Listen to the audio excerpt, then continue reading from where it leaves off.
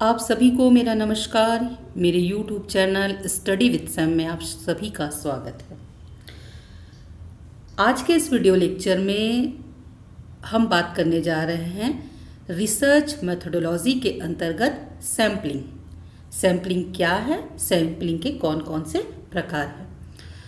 सामाजिक जो सर्वेक्षण की जो प्रक्रिया होती है बहुत ही व्यवस्थित और सुनियोजित प्रक्रिया मानी जाती है।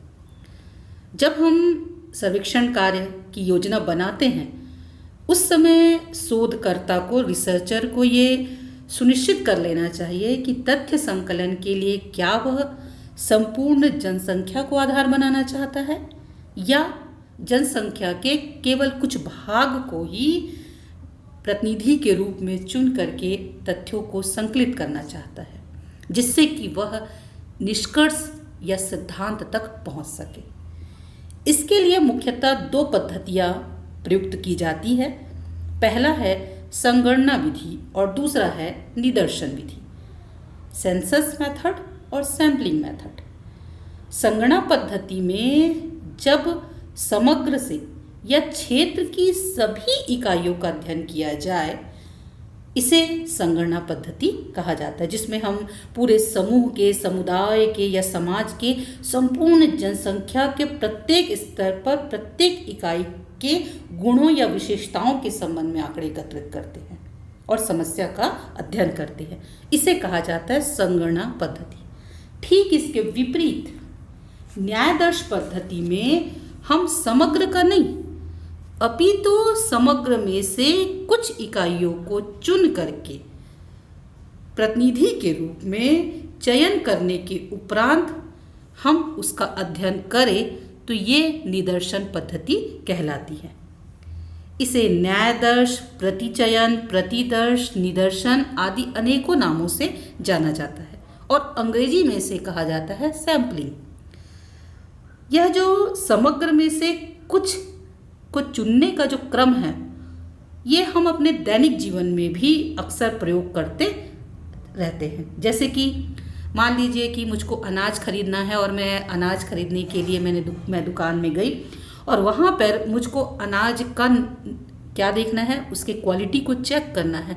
तो मैं अनाज के उस बोरे से कुछ दाने अनाज के अपने हथेलियों में रख करके उसके क्वालिटी को क्या करती हूँ, चेक करती हूँ और ये मानती हूँ कि यह मेरे हथेली में रखा हुआ दाना उस बोरे के अनाज का क्या कर रहा है, प्रतिनिधित्व कर रहा है। उसी तरह से जब हम अपने दिनचर्या में भोजन पका रहे होते हैं उस समय भी हम दाल पका है या नहीं, चावल पका है या नहीं, इसका अंदाज़ा उस चावल के उस बर्तन से उस चावल के दाने को ले करके हम उसको क्या करते हैं, चेक करते हैं कि पका है या नहीं। ठीक उसी तरह से रक्त की कुछ बूंदें आपके शरीर के सारे रक्तों के बारे में, उसकी क्वालिटी के बारे में क्या कर देता है, जानकारी बता देता है। तो इस तरह से हम रोज़मर्रा के जीवन में सैम्पलिंग मेथड को यूज़ करते चले आ रहे हैं। तो यहाँ पर मैं आपको बता दूँ, स्क्रीन में जैसे दिख रहा है कि ये टारगेट पॉपुलेशन है, मतलब हमको इस जनसंख्या का क्या करना है, अध्ययन करना है। यदि हम पूरी जनसंख्या का अध्ययन करेंगे तो संगणना कहलाएगी, पर नहीं, क्योंकि इस पूरी जनसंख्या का अध्ययन करना बहुत कठिन है। अतः हम उसी जनसंख्या से कुछ भाग को हम अध्ययन के लिए प्रयुक्त करते हैं, तो इसे कहा जाता है सैम्पलिंग। अब सैम्पलिंग लेते समय हमको किन बातों का ध्यान रखना चाहिए, उसका आधार क्या है, उसके गुण दोष क्या है, ये सभी मैंने अपने PDF में ये बातों का उल्लेख किया हुआ है। आप इस वीडियो लिंक में मैंने PDF का लिंक शेयर किया हुआ है, आप उस पर जा कर के इसको पढ़ सकते हैं। तो निदर्शन के क्या प्रकार होते हैं। जो सोशल साइंस है, सामाजिक अध्ययन में हम जो अनुसंधान करते हैं वहाँ पर अध्ययन के लिए विभिन्न प्रकार की निदर्शन पद्धतियों का प्रयोग किया जाता है। उनमें से काफ़ी कुछ प्रचलित होते हैं, लेकिन निदर्शन प्रणाली का बहुत सारे मेथड होने के कारण उसको क्लासिफाई करना, उसको वर्गीकृत करना बहुत कठिन काम होता है, क्योंकि वैज्ञानिकों ने निदर्शन विधियों की नामावली को लेकर के उनमें सहमति नहीं है और उसी प्रकार कई निदर्शन विधियाँ मिश्रित रूप में हमको देखने को मिलती है। तो इस तरह से ये बहुत कठिन हो जाता है कि निदर्शन विधि को कैसे वर्गीकृत किया जाए। यहाँ पर उसका एक आधार बताया गया है जिसके आधार पर हम निदर्शन के प्रकार को पढ़ सकते हैं। पहला कहलाता है संभाविता प्रतिदर्शन और दूसरा कहलाता है असंभाविता प्रतिदर्शन। संभाविता प्रतिदर्शन वह है जिसमें समग्र की प्रत्येक इकाई को चुने जाने की कितनी संभावना है ये ज्ञात रहती है और इसकी गणना भी की जा सकती है। इस विधि में प्रत्येक इकाई के चुने जाने की कुछ न कुछ संभावना अवश्य होती है। इसमें हम त्रुटि को, निदर्शन की जो त्रुटि है उसको माप सकते हैं और इसमें हम अपने निदर्शन के आकार को भी क्या कर सकते हैं, निश्चित कर सकते हैं।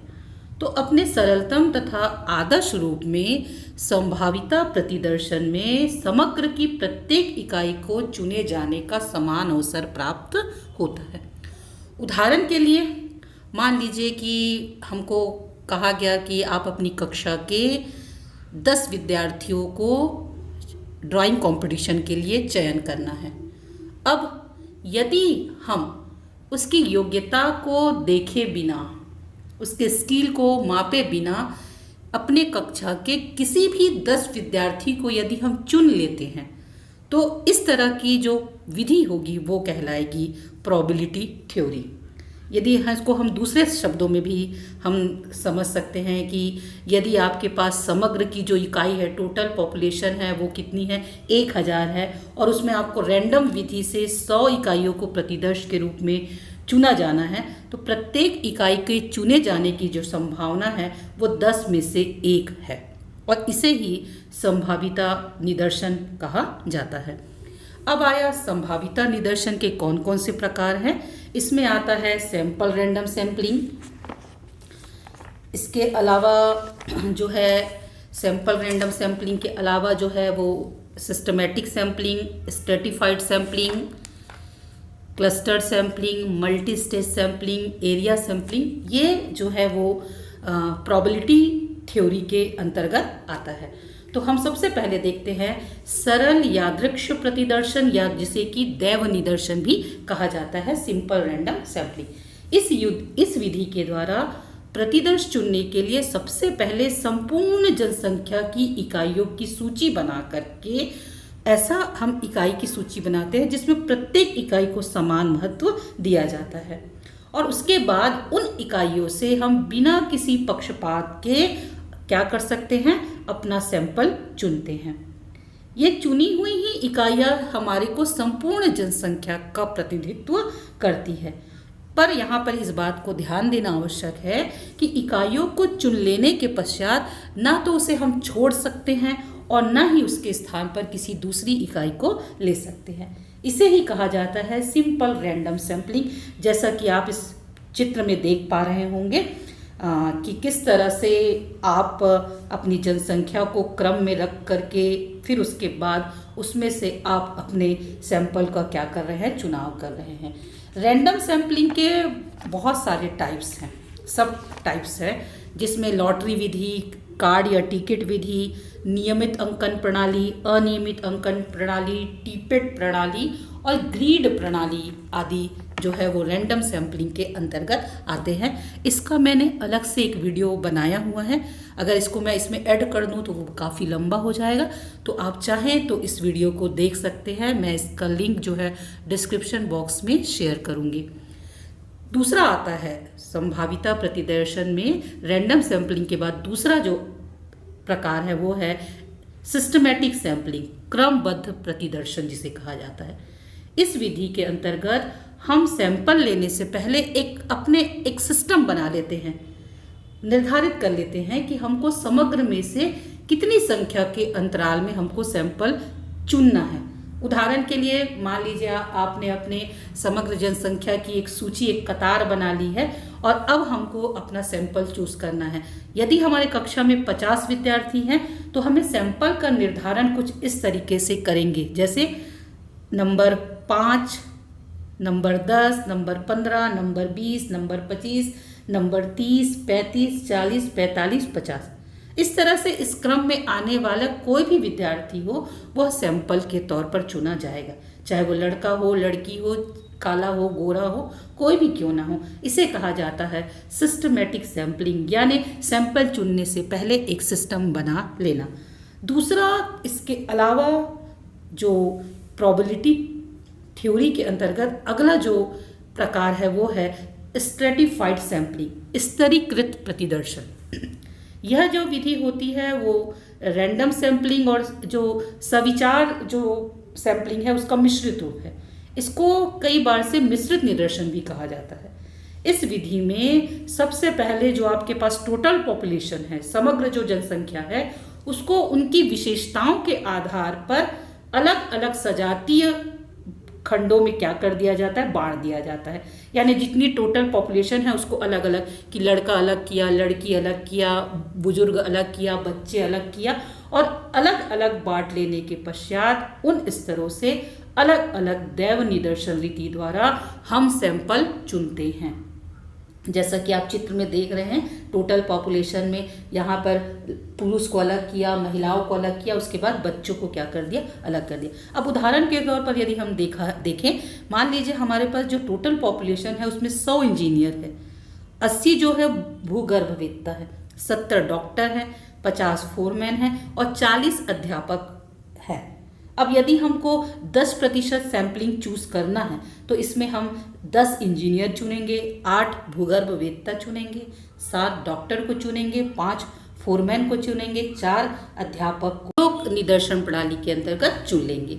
इसके बाद प्रोबेबिलिटी सैम्पलिंग के अंतर्गत अगला टाइप्स है गुच्छ प्रतिदर्शन, क्लस्टर सैम्पलिंग। गुच्छ जो प्रतिदर्शन है, क्लस्टर सैम्पलिंग का जब चयन जो है वो शोधकर्ता अपने आर्थिक व्यय को कम करने के लिए करता है। जब हमारा सूचनादाता विस्तृत भौगोलिक क्षेत्र में फैला हुआ हो तो हम सबसे पहले जो है उसको अनेक समूहों में क्या कर देते हैं, बांट देते हैं। उसके बाद हम उनमें से कुछ समूह को चयन कर लेते हैं और शोध की समस्या का अध्ययन उन चयनित समूहों से के ऊपर करके तथ्यों को एकत्रित करते हैं। तो इस तरह से हम यहाँ पर एक गुच्छे के रूप में हम सैंपल को क्या कर रहे हैं, चयन कर रहे हैं। तो इसे ही गुच्छ निदर्शन या क्लस्टर सैंपलिंग कहा जाता है। जैसे चित्र में आपने देखा, एक जगह पर आपको टोटल पॉपुलेशन दिख रहा है और उसके बाद उस टोटल पॉपुलेशन का हमने कुछ समूहों में क्या कर दिया, विभक्त कर दिया। अब उस विभक्त समूहों से हम क्या कर रहे हैं, कुछ व्यक्तियों को उत्तरदाता के रूप में चुन करके तथ्यों को एकत्रित कर लिए। मान लीजिए किसी चुनाव में मतदान की समस्या का अध्ययन हमको करना है, जिसमें लगभग 100 चुनाव क्षेत्र हैं। अगर शोधकर्ता इन 100 चुनाव क्षेत्रों में से मात्र 15 या 20 क्षेत्रों का निदर्शन के द्वारा चयन करे और राजनीतिक समस्या का अध्ययन करता है तो यह चयनित क्षेत्र को ही क्लस्टर सैंपलिंग माना जाएगा। इसके बाद अगला है प्रोबेबिलिटी सैंपलिंग के अंतर्गत मल्टी स्टेज सैंपलिंग। इसको बहुस्तरीय निदर्शन कहा जाता है। इस विधि का प्रयोग जब हमारा अध्ययन का क्षेत्र बहुत बड़ा हो तो ऐसे समय में इस प्रकार से हम मल्टी स्टेज सैंपलिंग का यूज़ करते हैं। क्योंकि इसमें निदर्शन जो है बहुत सारे स्तरों से होकर के गुजरता है और इसीलिए इसे बहुस्तरीय निदर्शन कहा जाता है। इसमें करते क्या है, सबसे पहले संपूर्ण अध्ययन क्षेत्र को सजातीय क्षेत्रों में बांट दिया जाता है, पर हमको यह ध्यान रखना है कि सभी का क्षेत्रफल समान होना चाहिए। और फिर दूसरे स्टेज में प्रत्येक क्षेत्रों में से हम कुछ गांव अथवा नगर को दैव निदर्शन प्रणाली के आधार पर चुन लेते हैं। अब तीसरे स्टेज में जो दूसरे स्टेज में चुने हुए गांव हैं उनमें से कुछ घरों को हम दैव निदर्शन प्रणाली के आधार पर चुन लेते हैं और अंतिम चरण में इसी चुने हुए समूहों से कुछ परिवारों को चुन करके हम क्या करते हैं, अपने तथ्यों का संकलन करते हैं। इसे ही कहा गया है मल्टी स्टेज सैंपलिंग। जब हमारा अध्ययन का क्षेत्र वृहद हो तो हम इस प्रकार की सैंपलिंग का इस्तेमाल करते हैं। फिर आता है क्षेत्रीय निदर्शन, एरिया सैंपलिंग। जब विभिन्न छोटे छोटे क्षेत्र में शोधकर्ता जो होता है अपनी सुविधा के आधार पर यह निर्णय ले ले कि किस क्षेत्र का चयन वो कर रहा है, तथा उस क्षेत्र के पूरे निवासियों का अध्ययन उसके अंतर्गत किया जाता है, तो इसे क्षेत्रीय निदर्शन कहा जाता है। मतलब हम कहीं से अलग अलग न चुन के पर्टिकुलर किसी एक क्षेत्र को ही अपने निदर्शन के रूप में चुन करके उस अपनी शोध की समस्या से संबंधित तथ्यों को क्या कर ले, एकत्रित कर ले। तो इस तरह की विधि को यहाँ पर एरिया सैंपलिंग कहा जाएगा। तो ये हो गए प्रोबेबिलिटी सैंपलिंग के प्रकार। अब आता है असंभाविता प्रतिदर्शन या नॉन प्रोबेबिलिटी सैंपलिंग। जैसे मैंने पूर्व में कहा ना कि यदि आपको ड्राइंग कंपटीशन के लिए 10 विद्यार्थियों का चयन करना है, यदि आपने बिना कुछ देखे किसी भी 10 विद्यार्थी का नाम उस प्रतियोगिता के लिए दे दिया तो वो कहलाता है प्रोबेबिलिटी सैंपलिंग। पर जब यहीं पर यदि हम उन बच्चों के स्किल को, उनकी योग्यता को, उनके परफॉर्मेंस के आधार पर उनका चयन करें तो वो कहलाता है नॉन प्रोबेबिलिटी सैंपलिंग। इस प्रविधि में किसी इकाई के चुने जाने की संभावना न तो ज्ञात रहती है और न ही उसको गणना किया जा सकता है। इस प्रकार के सैंपलिंग में त्रुटि को भी हम क्या नहीं कर सकते, जस्टिस या जांच नहीं सकते। जो नॉन प्रोबेबिलिटी सैंपलिंग होता है जब जनसंख्या बहुत व्यापक हो, बहुत बड़ा हो, जब हमको अपनी जनसंख्या का स्वरूप स्पष्ट ना हो, साधन सीमित हो, तो ऐसे समय में रिसर्चर जो होता है नॉन प्रोबेबिलिटी सैंपलिंग का यूज़ करता है। इसके बहुत सारी विधियां हैं। जैसे आपने चित्र में देख रहे हैं कि आपका सैंपल साइज, आपका अध्ययन का क्षेत्र बहुत वृहद है, तो आप किस प्रकार से सैंपल चूज करेंगे, इन्हीं प्रकारों का अध्ययन हम इसके अंतर्गत करते हैं। इसके अंतर्गत सबसे पहला टाइप है अभ्यंस निदर्शन, कोटा सैंपलिंग। इस विधि में समग्र को कई वर्गों में बांट दिया जाता है और उसके बाद प्रत्येक वर्ग से चयनित की जाने वाली इकाइयों की संख्या निर्धारित कर दी जाती है और उसी निश्चित संख्या को अभ्यंस कहते हैं, कोटा कहते हैं। इसके बाद शोधकर्ता प्रत्येक वर्ग में से निर्धारित मात्रा में अपनी इच्छा अनुसार इकाइयां चुन लेता है। यह विधि जो होता है वह पूरी तरीके से जो रिसर्चर होता है उसकी ईमानदारी, योग्यता और निष्पक्षता पर ही निर्भर होता है। तो इसमें हम क्या करते हैं, जैसे मान लीजिए कोई क्षेत्र है जहाँ पर आपको महिलाओं की समस्या से संबंधित अध्ययन करना है, तो यहाँ पर मान लीजिए आपका अध्ययन का आपका जो तथ्य संकलन का जो वे है वो तो महिला ही होंगी। तो हम क्या करेंगे कि मान लीजिए वहाँ पर लड़कियाँ भी होंगी, महिलाएं भी होंगी, बालिका भी होंगी। तो हम क्या करेंगे कि 50 जो है वो महिलाएं ले लिया, 30 आपने बालिका ले लिया और 20 जो है आपने बच्चियाँ ले ली। तो इस तरह से आप कोटा निर्धारित करते हैं कि इतनी संख्या यहाँ से इतनी संख्या यहाँ से इतनी संख्या यहाँ से आप लेंगे। इसी को कोटा सैंपलिंग कहा जाता है। इसके बाद दूसरा आता है उद्देश्यपूर्ण निदर्शन या सविचार निदर्शन। जब शोधकर्ता अपने उद्देश्य को ध्यान में रख करके जानबूझ करके अपने विवेक और निर्णय के अनुसार समग्र अध्ययन में से कुछ इकाइयों को चुन लेता है, तो इस विधि को उद्देश्यात्मक या सविचार निदर्शन कहेंगे। इस विधि में शोधकर्ता का निर्णय तथा उसका शोध का उद्देश्य ही प्रधान रहता है डाटा कलेक्शन सैंपलिंग चूज करते समय। मान लीजिए मुझको कि कंप्यूटर से संबंधित कोई विषय है मेरा, कि कंप्यूटर में क्या क्या परेशानियां होती हैं, तो मेरा अध्ययन का जो विषय है वो क्या है कि कंप्यूटर के जानकार लोगों को ही मुझको चुनना पड़ेगा उत्तरदाता के रूप में। मैं जो कंप्यूटर नहीं जानते उनका चुनाव नहीं कर सकती। तो यहाँ पर मेरा उद्देश्य है, अपने उद्देश्य के आधार पर मैं कंप्यूटर साक्षर लोगों का ही मैं अपने उत्तरदाता के रूप में चयन करूँगी।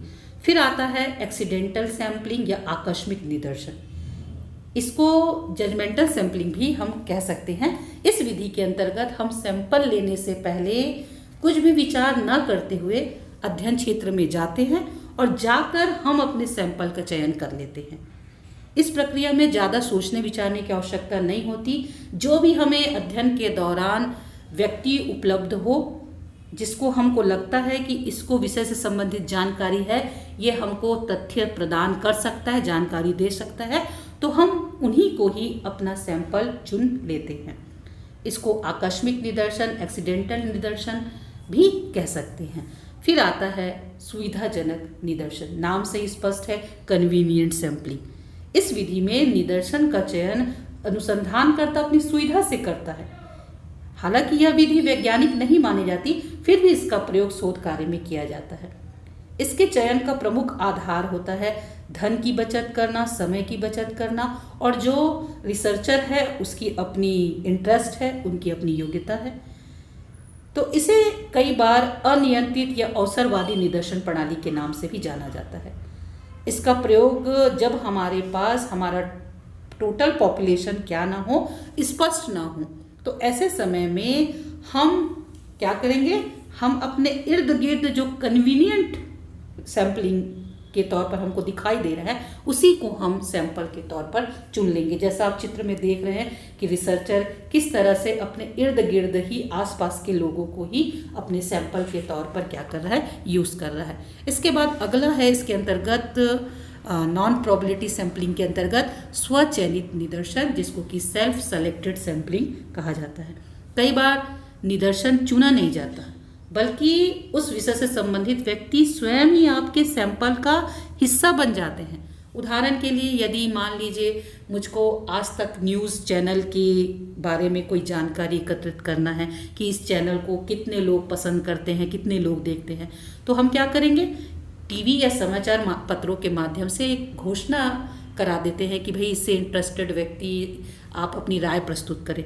तो जब वही व्यक्ति इसमें अपनी राय रखेगा, वही व्यक्ति इसमें अपने पत्र भेजेगा जो इस न्यूज़ चैनल को देखता है। तो हम यहाँ पर ये पा रहे हैं कि अपने आप ही इस कार्यक्रम को देखने वाले व्यक्ति आपके सैंपलिंग का हिस्सा बन जाएंगे। तो इसे ही सेल्फ सेलेक्टेड सैंपलिंग माना जाता है। फिर अंतिम आता है नॉन प्रोबेबिलिटी सैंपलिंग के अंतर्गत स्नोबॉल सैंपलिंग। इस तरह की सैंपलिंग में हम हर एक सैंपल के पास नहीं जाते हैं, बल्कि सैंपल जो है वो अपने आप इसमें जुड़ता चला जाता है। ठीक उसी तरह जैसे आप कोई बर्फीले क्षेत्र में बर्फ का गोला जब आप फेंकते हैं, तो जब बर्फ का गोला जिस हिस्से पर गिरता है, जब उसे आप उठाते हैं, तो उसमें बर्फ का कुछ हिस्सा उस गोले में क्या हो जाता है, अपने आप चिपक जाता है।